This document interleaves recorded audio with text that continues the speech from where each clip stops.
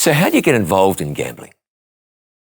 Well, when I was younger, John, a lot of friends of my parents used to come round and play cards on a Sunday night. They had a Sunday night card school, and now that I know, my father, he was a compulsive gambler as well, and my mum, she wasn't far off either. She loved gambling as well, and so I was introduced through this card game. My mum sometimes would let me play a hand while she went out to prepare the evening snacks for the players, and I used to sit listening to the radio. I was really taken in by the commentary, the patter of the commentator, and so I would sit all Saturday sometimes and look at the paper and pick horses out and imagine that they were running for me. So how old were you at this time?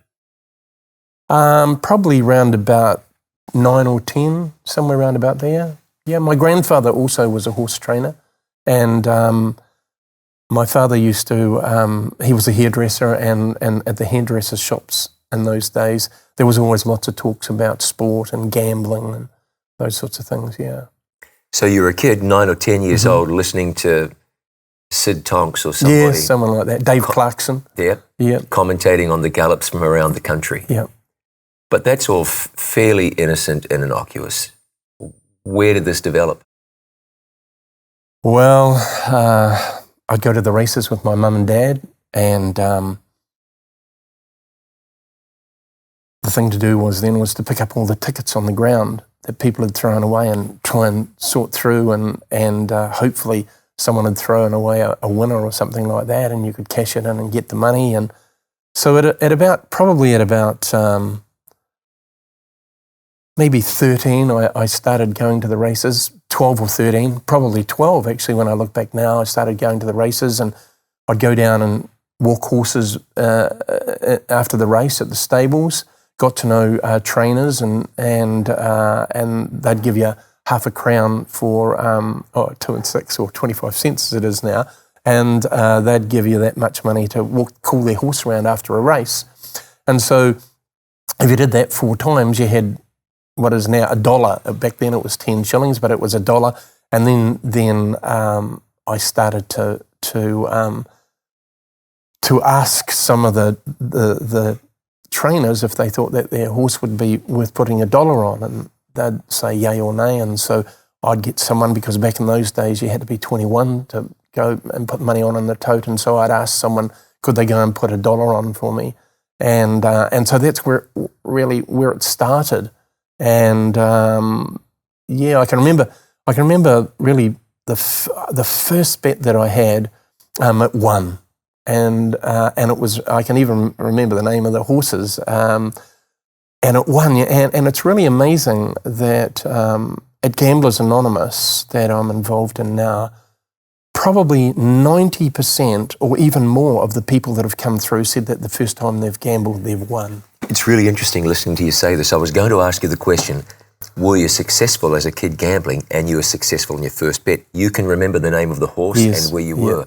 Yeah. I can remember the name of the horse I first bought a ticket on. This was at the Porongia races. Oh, yeah, at the Porongia. Where they don't even have a totalizer, they have an equalizer. Yeah. So you spend the money and they give you a ticket that's right. for whatever it is. Yes.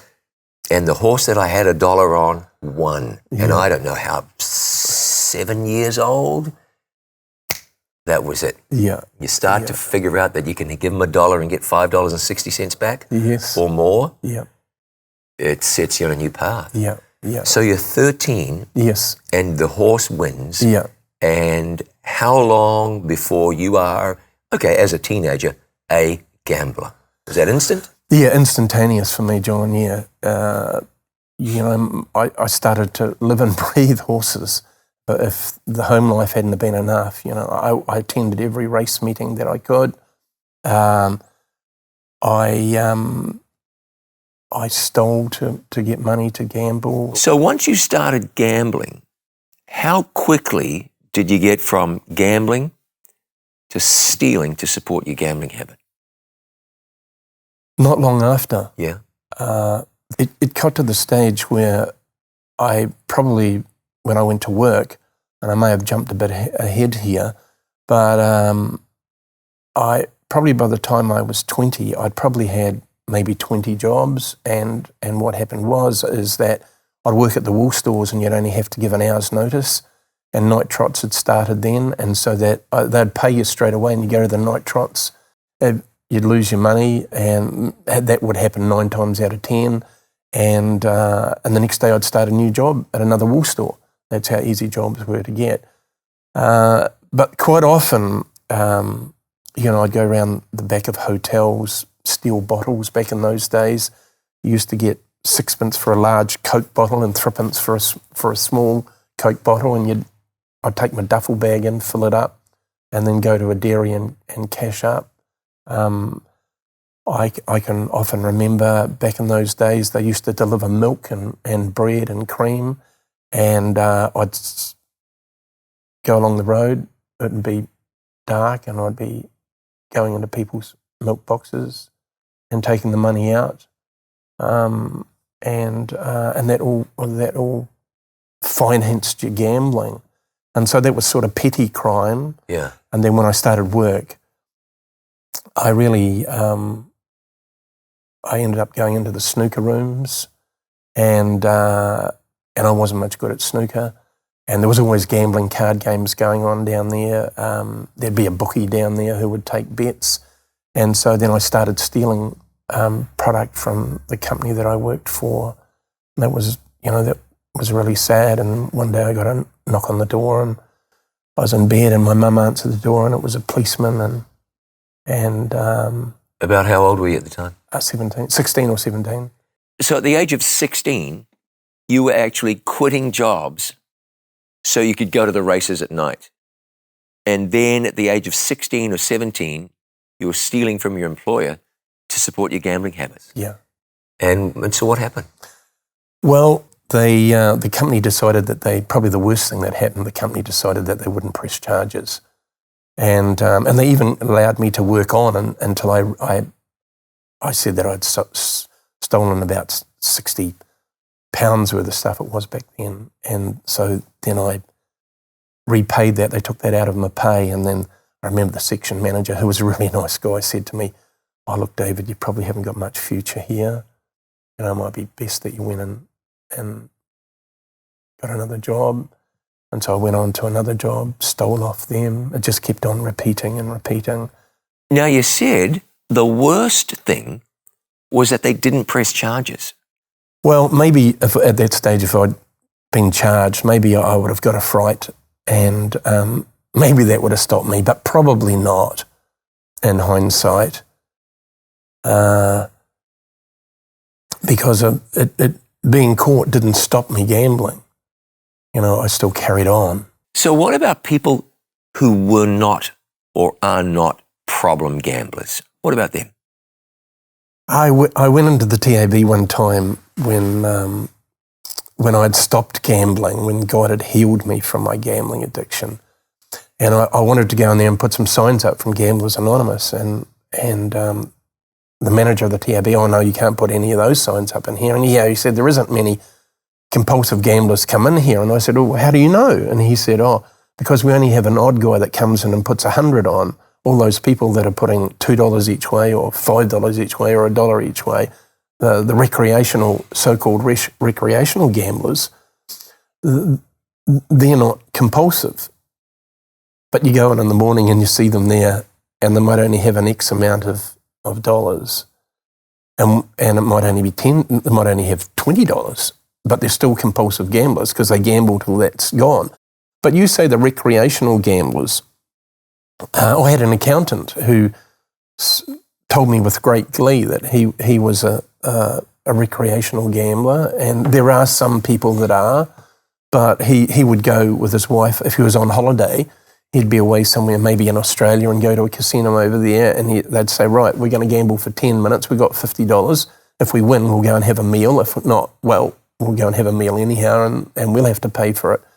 And so that I guess that's their recreational pleasure, I suppose. But I haven't met many of those, John.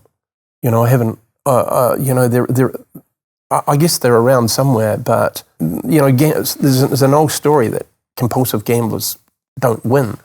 But I've met compulsive gamblers who do win, but all their time is spent gambling. They're either poring over a race book, or they've got some system where they think they can win in the casino. And there are some, when I was a bookie, there were people that used to bet with me that won, and it drove me mad. And in the end, you'd want to sack them because you couldn't beat them. So let's come back to this. What is gambling doing by now to your life? It's just taken over my life. I'm a slave to it, John. You don't realise that, of course, but you are a slave to your gambling addiction, and it's affecting my life in all sorts of ways.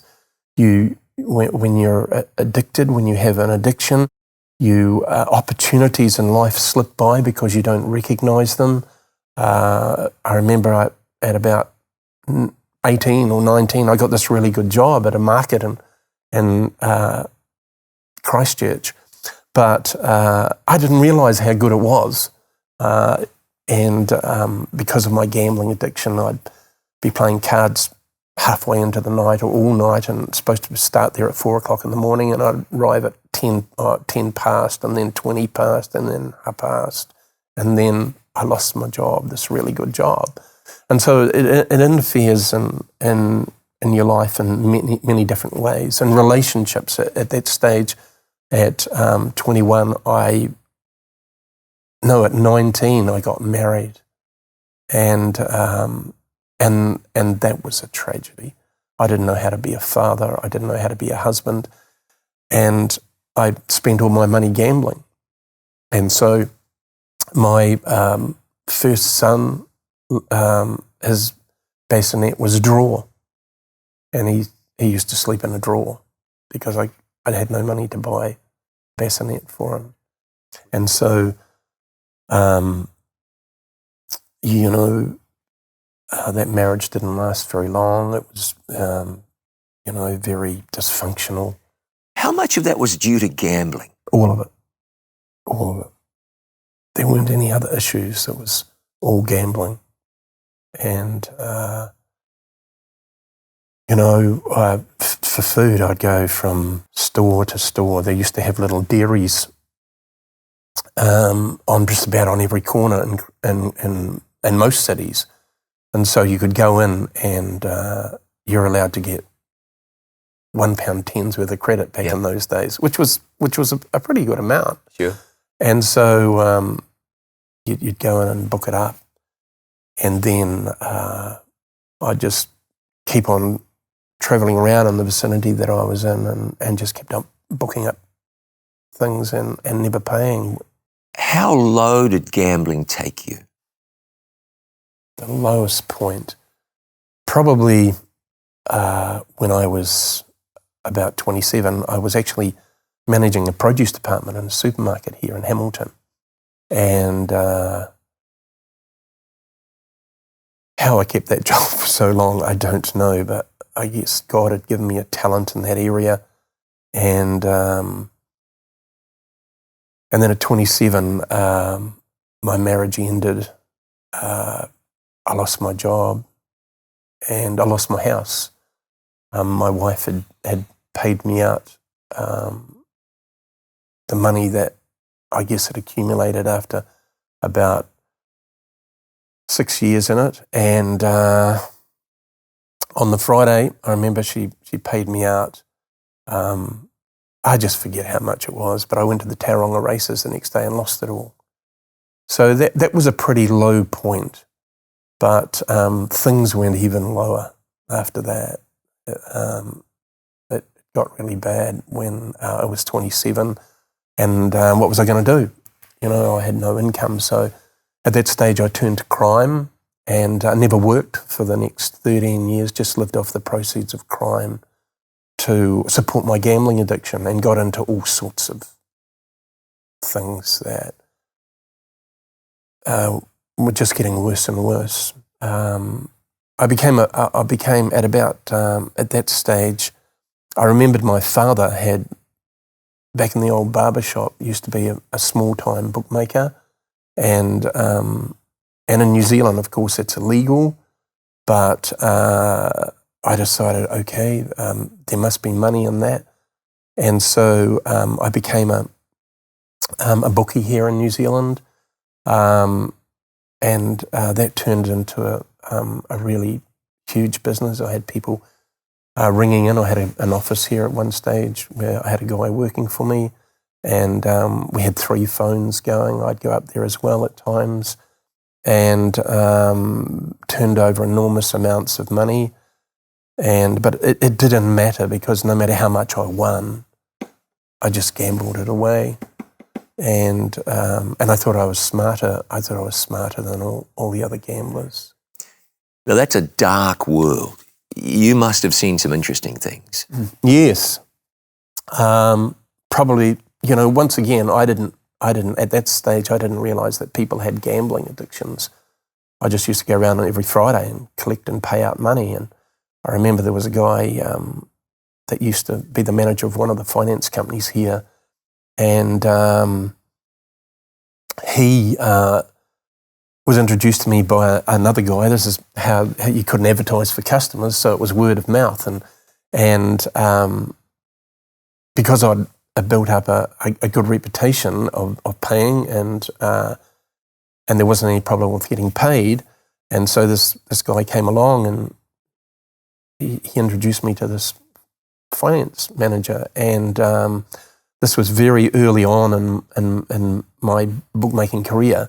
And he said, look, I can't be seen with you.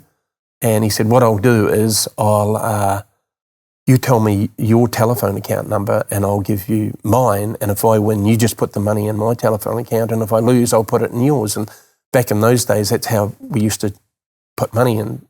And you'd pay, if somebody was betting with you from Invercargill, you would put it in their telephone account and they'd put it in mine if I lost. Anyhow, this guy carried on. After a couple of weeks, 2 or 3 weeks, he had lost 27,000, and he said the money will be in your account on Friday. So I had been laying bets off with another bookmaker because I really didn't have that much money at that time to pay this guy out if he had won lots. So anyhow, out of it, I had to send 20,000 away to another bookmaker, and so I'd won 7,000. And when he started again the next Saturday, I thought, okay, I won't lay any of these bets off. I'll be able to pay him until, if he wins the 7,000, well, then I'll have to lay them off again. And on that particular week, he lost 48,000. And so at that stage, I also got into a little fruit shop over in Chartwell Square. And anyhow, he said, I've got a bit of good news. And he rang me up on the Wednesday and asked me how much did he owe. And he said, I've just got promotion to becoming general manager in Wellington. And so I was really pleased. Anyhow, on the Thursday, there was, while I was over in the shop, this guy walked in and he said, I'm Detective such and such, and I believe that you're a bookmaker and you've been involved with this guy, and he's been stealing money from the finance company, and he's just walked down and handed himself in. So he ended up going to jail for quite some time. That was a horrible thing, and I never realised until now that, till I stopped gambling, that he was a compulsive gambler. But so that was one of the incidences. So yeah, that was, seeing someone's life destroyed. His wife left him. He lost his job and he ended up in jail. So did it bother you at the time? No, not really, because the police didn't press any charges against me. At that stage, they didn't do that. But over the years, I appeared in court on numerous occasions over gambling related offences. I got arrested probably 5 or 6, might be more times, for bookmaking. Police would kick the door in and burst in looking for evidences. So why didn't you quit? Were you making too much money? Too much money. for a compulsive gambler, here it was. I had a flash car. I lived wherever I wanted to. If I ever wanted to hop on a plane, I could hop on a plane and fly off wherever I wanted to. And I just guessed I thought that I was living the life of Jack the Lad, but all the time, of course, not knowing that I was a slave to the devil. More and more people are watching It Is Written TV for the first time. They're watching their favorite It Is Written episodes, listening to inspiring sermon series, and much more. They're watching them here, and even here. See for yourself why people are turning to It Is Written TV to watch their favorite Christian programs live and on demand.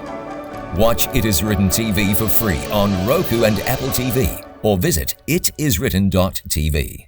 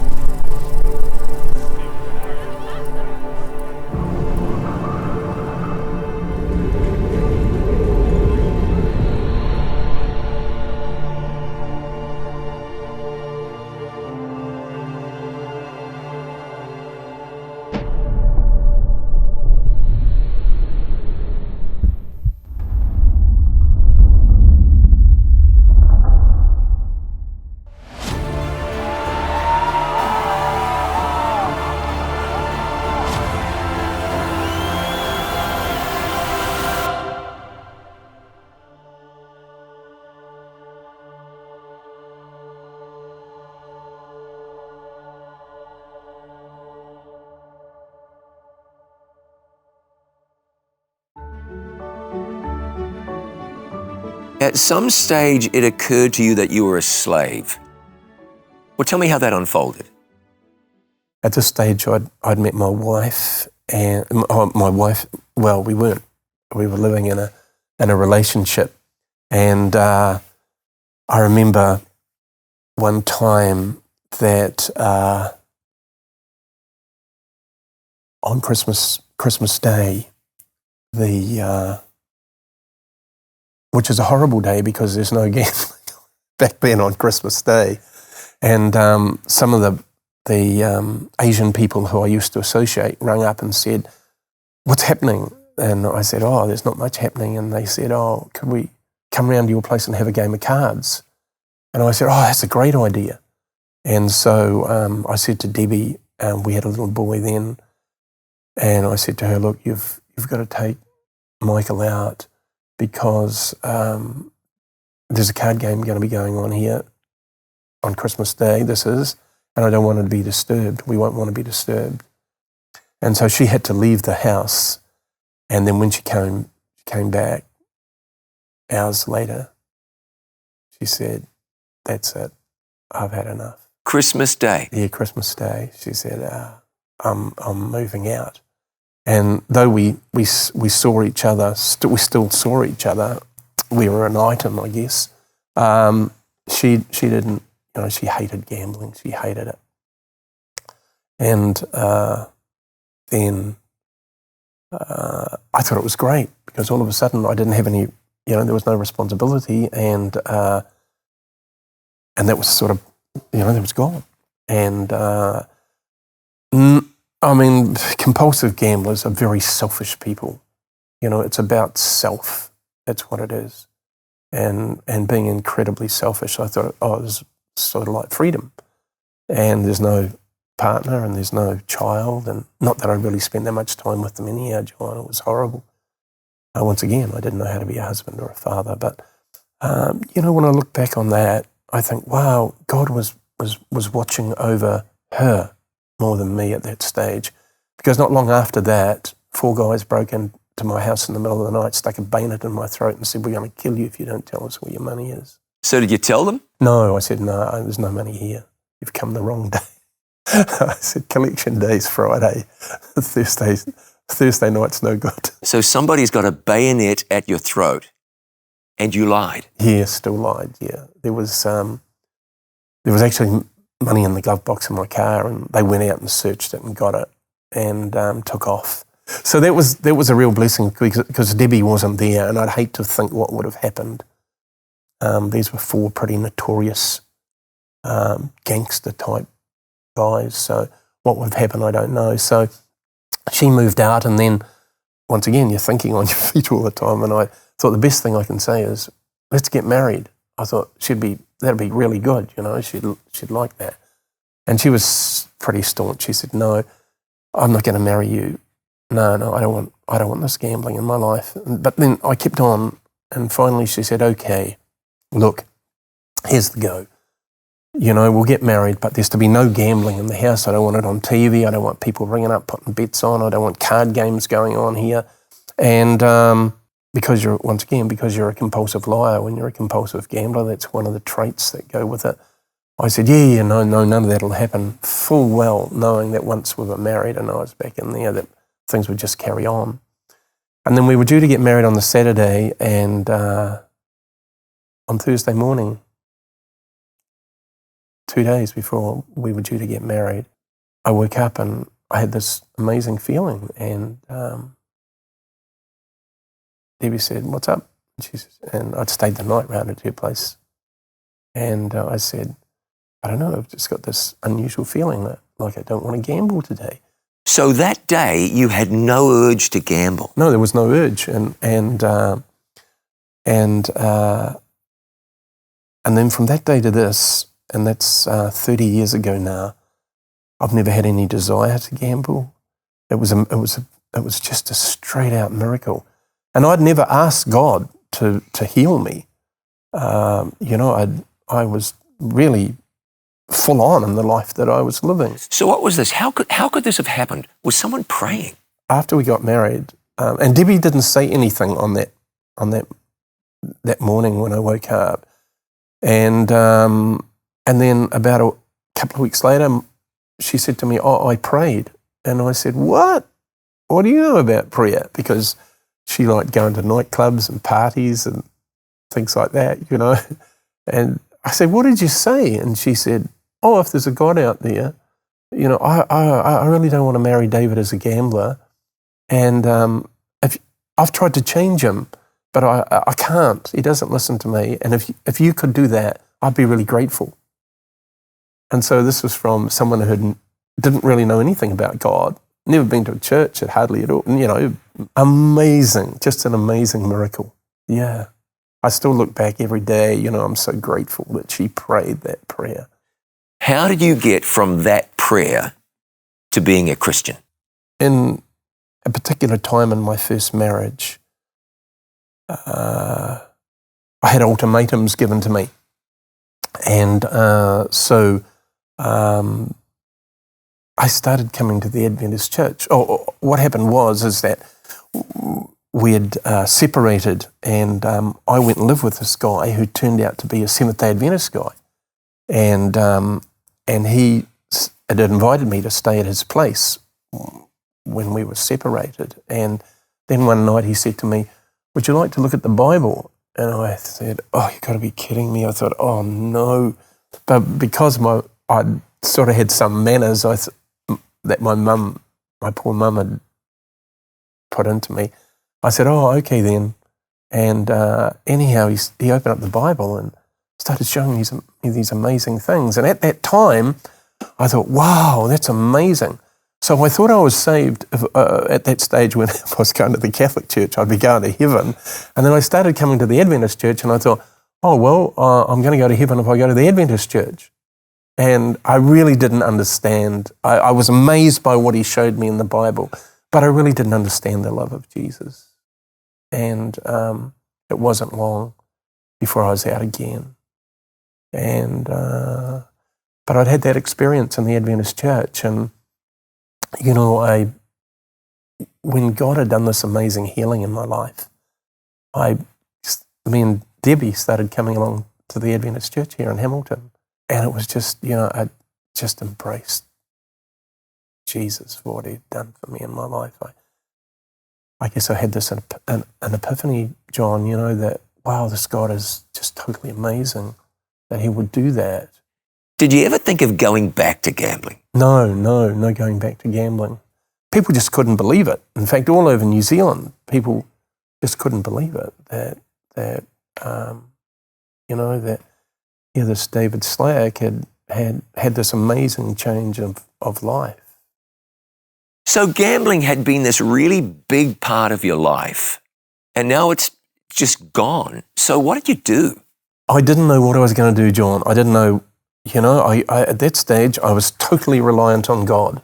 I had no idea what I was going to do. And because I was going to the markets, and at that stage, 1987, the share market had just collapsed. And there were a lot of people in debt. And I was buying for a couple of Asian guys. I still were buying for them, though I wasn't gambling with them. And I was earning a minimal amount of money. But man, were we really happy. Sometimes we had Weet-Bix and rice risotto. We had that for ages and ages. That's all we could afford. And then I was out at the market this day, and the manager of the market was a Christian. And this guy came in and said, "Oh, look, I'm looking for someone to buy for my brother-in-law's shop who's fled New Zealand, and because he owes so much money." And he said to me, "Sell the shop and at least pay the market the money that I owe them, and that'll be the debt cleared."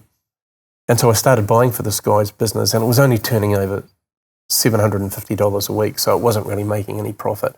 And then his wife, I had a breakdown. She got diagnosed with breast cancer and had a breakdown. And so he said to me, "Can't you buy the shop?"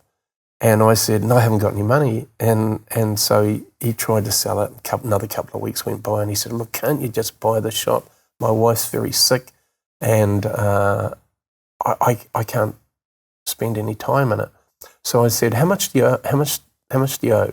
And he said, "My brother owes $7,000, and it had coolers and fixtures and fittings, and so that was a really good deal." So I went back to the market and I said, "Look, if you allow me to pay you $140 a week, I'll take the shop over."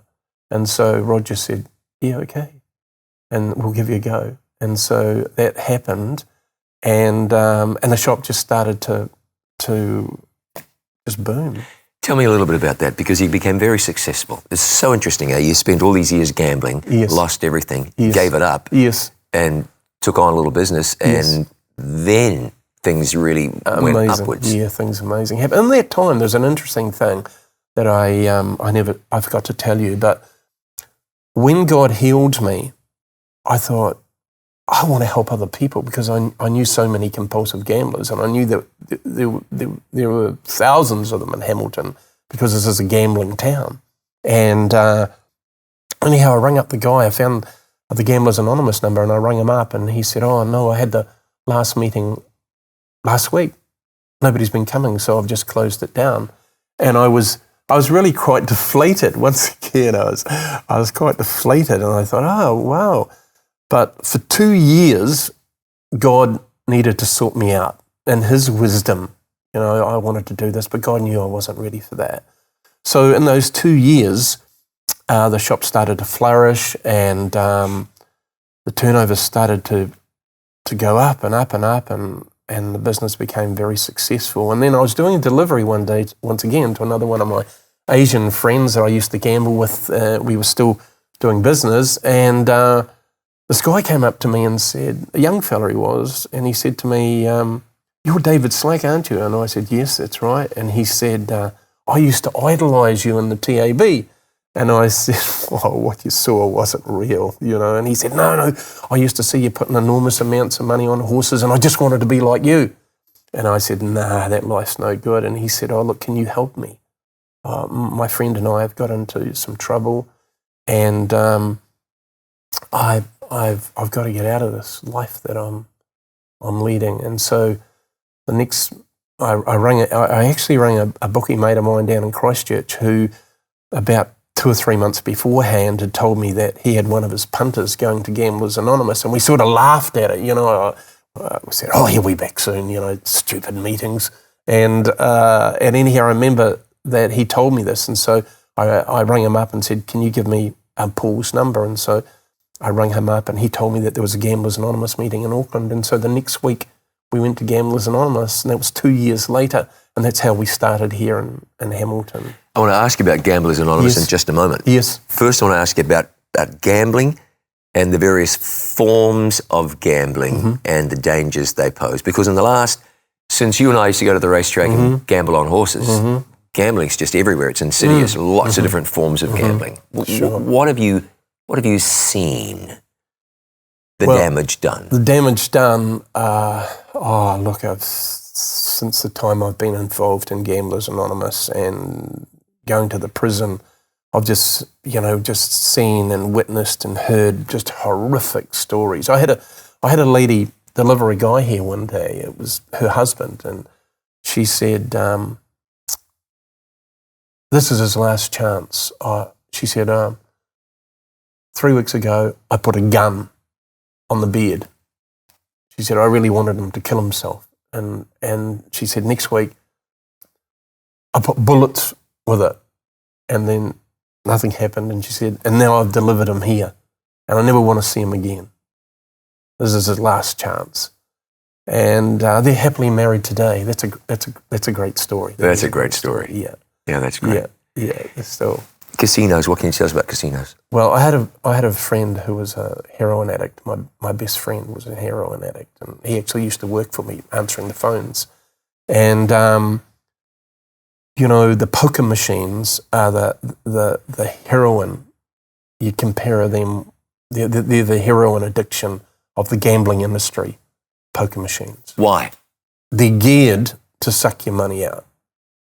That's what they are. They play nice music, and it's not uncommon to hear people coming to Gamblers Anonymous and saying, I had an affair with the poker machine.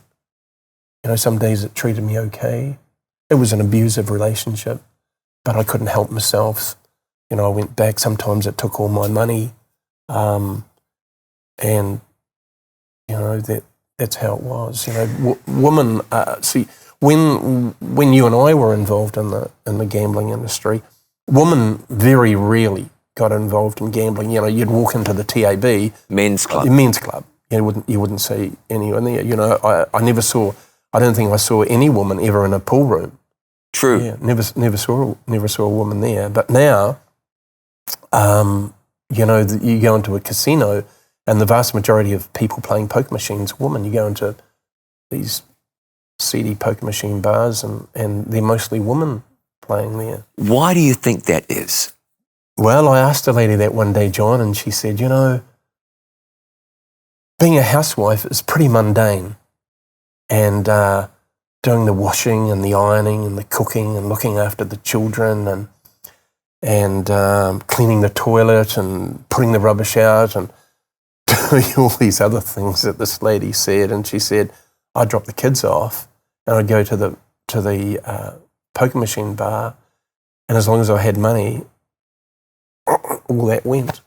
I wasn't thinking about the mundane things in life. There was just me and my lover, the poker machine. Now, you said that when you put that first 10 shillings on a horse way back then, you won. First time out, you won. Do you see that today with people you interact with who have gambling problems? Does that happen much? John, constantly. It's once again, it's 90% of the people that come to Gamblers Anonymous that share with me, how the first time they got involved with the poker machine, they won. And it's like, the devil's able to do all sorts of things, and it's easy for him to manipulate a poker machine.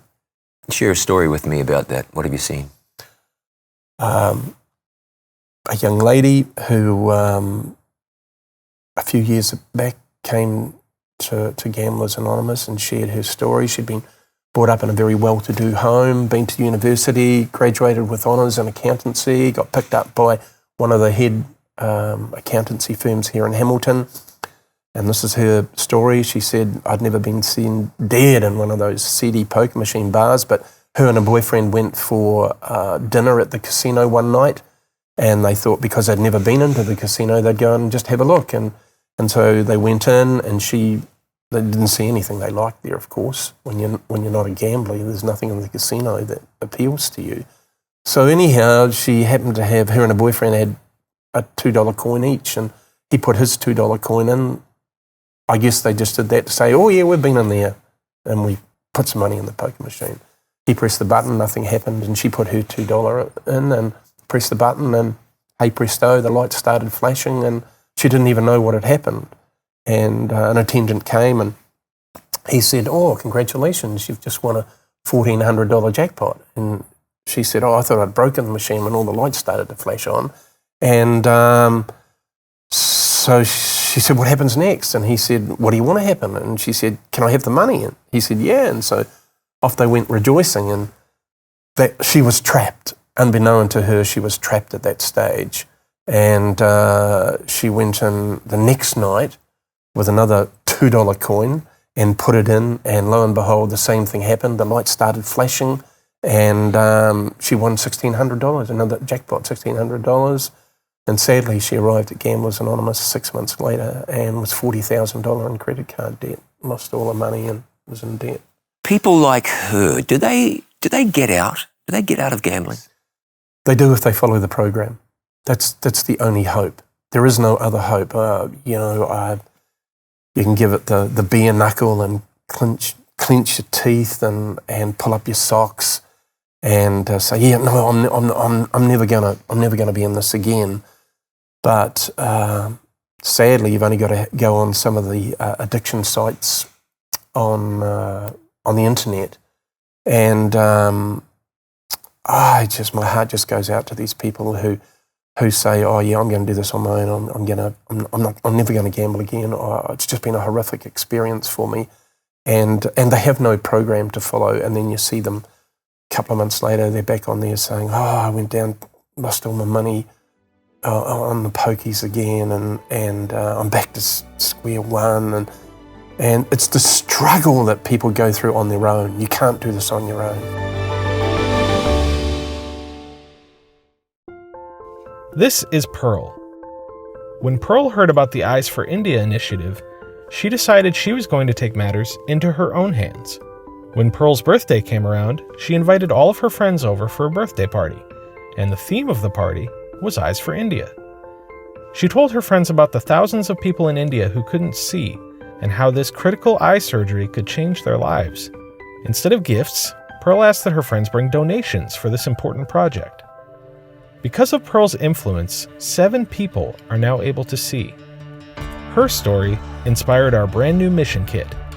It's a box that has everything you need to fundraise your own project for Eyes for India.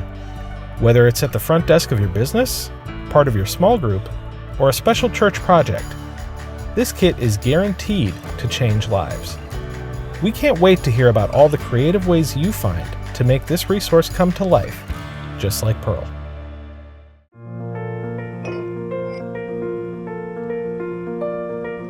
What does the Bible say about astrology?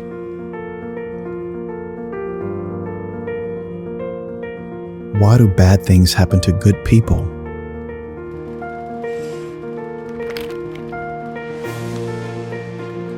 What color is Jesus? If you have a question, we'd love to find an answer for you from the Bible.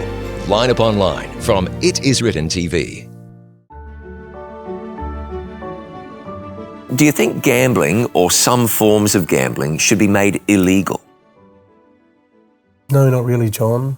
Look, it's a freedom of choice thing. It's like God. He doesn't take away the freedom of choice from people, but you can ban certain types of gambling. I mean, they had prohibition in America. Sure. And what happened to alcohol? It thrived. And it would be the same here, if you started banning different forms of gambling, there would be seedy places start up.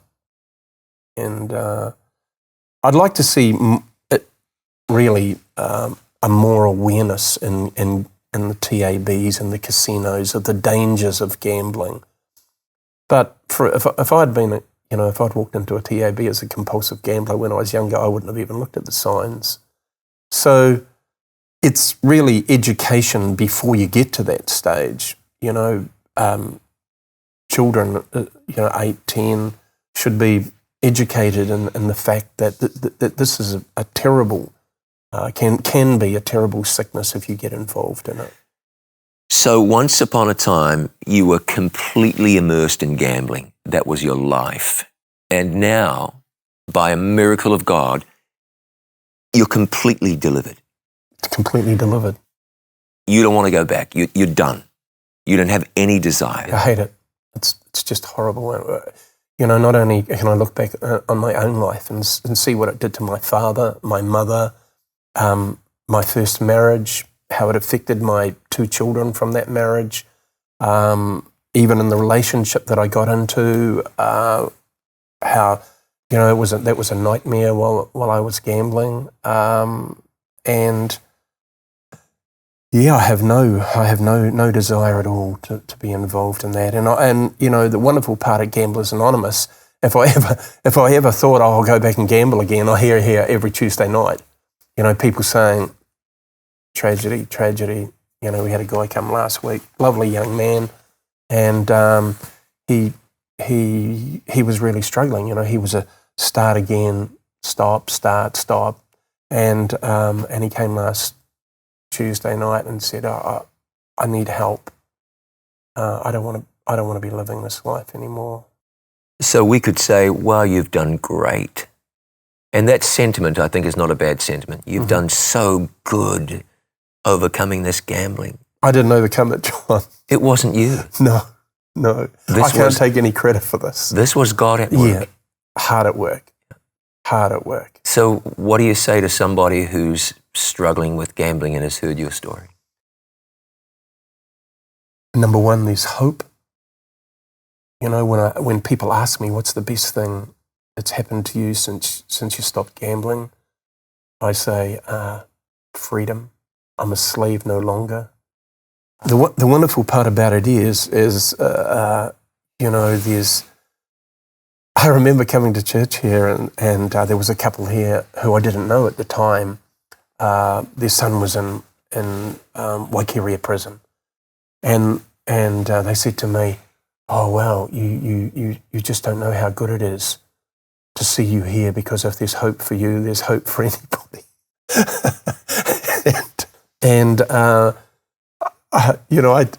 Somebody said to me when I told them that story, they said, "Didn't you feel stink?" They said that, and I said, "No, it was the best thing they could ever say to me," because I then found out what the story was behind it. But look, God, I've seen God working in the prisons, John. It's wonderful that I can go to. God's taking me to prisons. And I've seen God in action in prisons. So for years, you've been helping people who were stuck in gambling, couldn't get out. Now you're dealing with people, ministering to people who are in prison. So how did you get involved in prison ministry? About 5 years ago, God put it in my heart to go to Spring Hill Prison. And what do you talk to people about that you'd never met before who are in prison? And I remember the first time I went, the lady was supposed to have organised a programs room, and to the people that we wanted to come along were going to come along.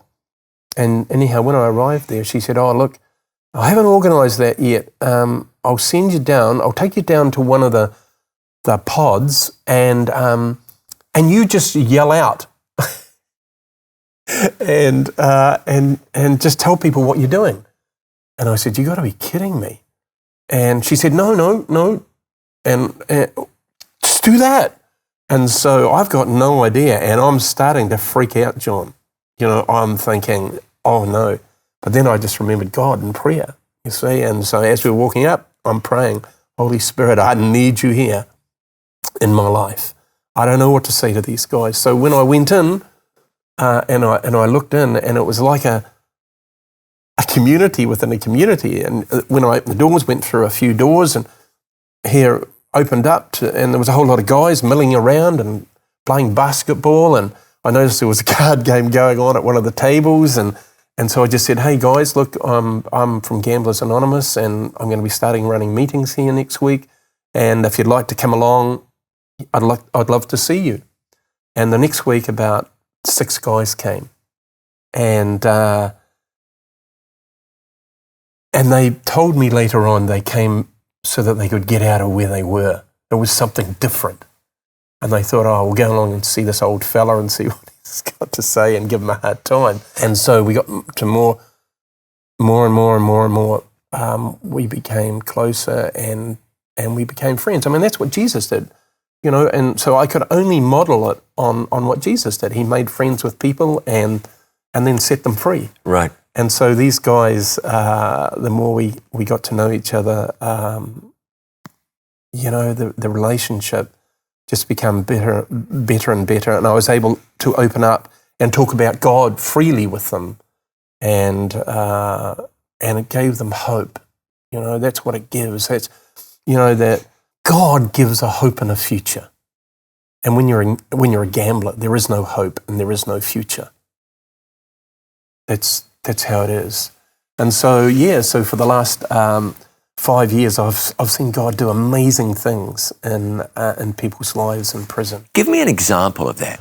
We've got a young guy who I met by divine appointment. That's what I call him. And he'd been brought up as a Christian, and he was in prison for he'd had a prison sentence of about 18 years. And he had shared with me that he had been, and he wasn't coming to the meetings, but there was a football game going on in the middle of the prison, and I saw this guy, and I went up to him and I started talking to him, and anyhow he was telling me the experience that he had pulled himself up on the bars. He'd been in prison for about, I don't know at this stage, maybe 10 years, and wanted to see what the outside world was, and all he could see was strips of grass. That's all he could see. And he said, I got down on my knees and I started calling out to God. And I said, wow, that's amazing. And so he told me a bit more, and then he said, I'm an unusual Christian. And I said, how's that? And he said, you wouldn't understand. And I said, tell me. He said, I was brought up as a Seventh-day Adventist. And I said, you're not going to believe this. So am I. And anyhow, we've become firm friends, and I've seen God change his life. And all he wants to do now when he gets out of prison is to tell young people about Jesus, and not to go down the same road that he went. So in prison ministry, you work with guys who accept Jesus and it's real, and they give their lives to Christ and it's real, and they leave the prison fully paid up card-carrying Christians committed to Jesus. And then sometime later, they're back. So why is that? Okay, the biggest thing that we talk about is temptation. Because no matter who you are, or where you are for that matter, you're going to be tempted. Yep. And so how do you deal with temptation? And it's the same for all of us, John. How do we deal with temptation? And the program tells us that if you surrender your life, step 3 of the recovery program says if you surrender your life into the hands of Jesus, that he will enable you to do that. And so I don't know about you, but me, I know that there are things in my life that I can't change. And so that makes me needy. And I share this with the guys. It makes me needy. And they sort of look at me and think, needy? And I say, yeah, I need Jesus in my life. He promises to give me victory over temptation. You know, he says, hey, David, I'll take you by your right hand and I'll fight your battles for you. So why do you do it, David? Why are you involved in prison ministry today? It's number one, it's really exciting. It's really, really exciting. And the other thing is that not everybody has experiences in life that would enable them to be able to go and do that, John. But it was wonderful that God really enabled me to go there and use my past life to be able to help other people. That's the exciting part about it. Is it a little bit redemptive for you? It keeps me grounded. You know, it's I tell you, it's really amazing. These guys, you know, who are hardened criminals, and but I've never met a bad person there. I guess there must be somewhere in the prison. There must be bad people. Aren't they in prison because they're bad? No, they're there because they've made wrong choices. Sure, big the difference, isn't it? Yeah, it is. And, you know, when I first went there and after I got to know the guys a bit, we started talking about love. And all of them said, we don't know what love is. Not one of them said, oh yeah, I know what love is. They knew. Then they started sharing with me about how their childhood was and how they were brought up, and some of them in really total dysfunctional situations. And once again, when you start talking about the love of Jesus to them, you know, we what's that? What's love? And so patiently and with the enablement of the Holy Spirit, and as I said, I really don't know what to talk about them, but God gives you the words. He really puts words in your mouth. Sometimes I walk out of there and I think, man, where did that come from? And it's just so good to see God in action in there. So you work a lot with getting people off gambling. I imagine there are many similar principles. How does a person manage to get out of prison and stay successfully out of prison? Mm-hmm. Once again, John, only by following the recovery program, that's the most successful way, and embracing Jesus. That's really the key to it, the change of life. There really is no other way. There was no other way for me. I was just going to continue on and as I was in my gambling career. And Jesus changed my life. And so it's the same, it can happen for anyone. You know, that offer from God, this loving God, He never gives up on us. You know, it's just so good. And you can take that, that hope in there. And I'm seeing a few guys at the moment who are just stunned by this God who loves, and they're wanting to know more. You know, that's really exciting. That's just fantastic. Yeah. Fantastic. Hey, David, thanks very much. I can't tell you how much I appreciate you taking your time to talk. It's been just great. It's been wonderful, John. Yeah, anytime. It's appreciate tremendous. it immensely. Thanks. Yeah, thank you.